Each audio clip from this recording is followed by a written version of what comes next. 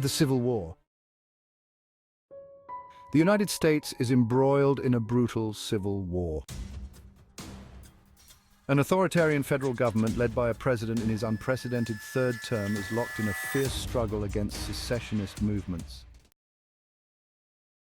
Despite the president's claims of impending victory, the Western forces, WF, led by Texas and California, are closing in on Washington, D.C. Veteran war photographer Lee Smith and journalist Joel, both disillusioned by the conflict, decide to embark on a daring mission to interview the isolated president. After surviving a suicide bombing in New York City, they meet with their mentor, Sammy, who tries to dissuade them but ultimately joins their quest. The group heads to the front line at Charlottesville, Virginia.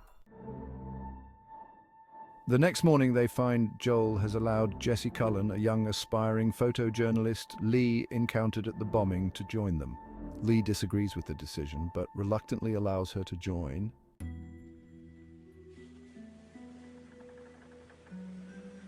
Leaving the city, they stop at a gas station guarded by armed men. Jessie, exploring a nearby car wash, discovers the men torturing two alleged looters. One of the guards follows her, but Lee diffuses the tension by taking a photo of the guard posing with his victims. Later, Jessie berates herself for being too scared to take photos. After an overnight stop near ongoing fighting, the group documents a battle where secessionist militiamen successfully assault a Loyalist-held building. Lee recognizes Jessie's potential as a war photographer and begins to mentor her while Jessie captures the secessionists executing prisoners. The group spends the night at a refugee camp before passing through a town where residents live under watchful guard, attempting to ignore the war. Caught in a sniper battle amid the remains of a Christmas fair, they encounter snipers who mock Joel's questions about their allegiance, stating they kill those trying to kill them.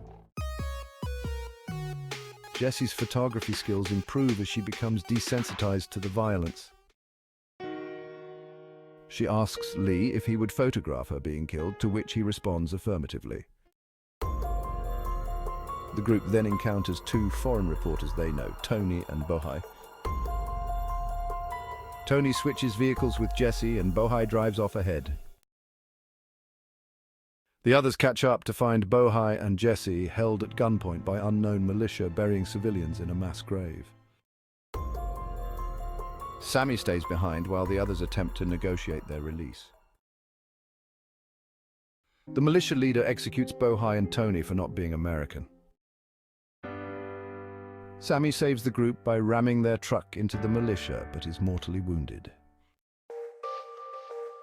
Traumatized, the remaining three arrive at the Charlottesville WF base, finding most Loyalists have surrendered, leaving Washington, D.C. defended only by fanatical remnants of the armed forces and Secret Service. Joel, in a drunken stupor, lashes out over Sammy's death, his grief palpable and raw. Meanwhile, Lee tries her best to console Jessie, who is visibly shaken. Lee, overwhelmed by the weight of her emotions, finds herself unable to document Sammy's death. In a moment of despair, she deletes the photo she took of his body, unable to bear the sight. The trio, determined yet apprehensive, embeds with the WF as they prepare to assault Washington, D.C. The tension is thick, and the stakes have never been higher. Jessie repeatedly endangers herself to capture photographs, while Lee struggles with combat fatigue. When the WF breaches the White House's fortified perimeter, the presidential limousine flees but is intercepted, and its occupants are killed. Understanding it to be a distraction, the trio heads inside with 5 WF soldiers. In the largely abandoned building, an attempt by the remaining Secret Service to negotiate the president's surrender turns into a firefight. Lee sacrifices herself to save Jessie, who captures Lee's death on camera. If you found this story moving, please like and subscribe for more content.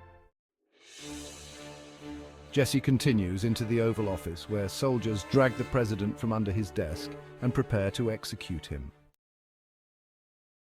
Joel briefly stops them to get a quote from the president, who pleads, "Don't let them kill me." Satisfied, Joel allows the soldiers to proceed, while Jessie photographs them posing with the president's corpse.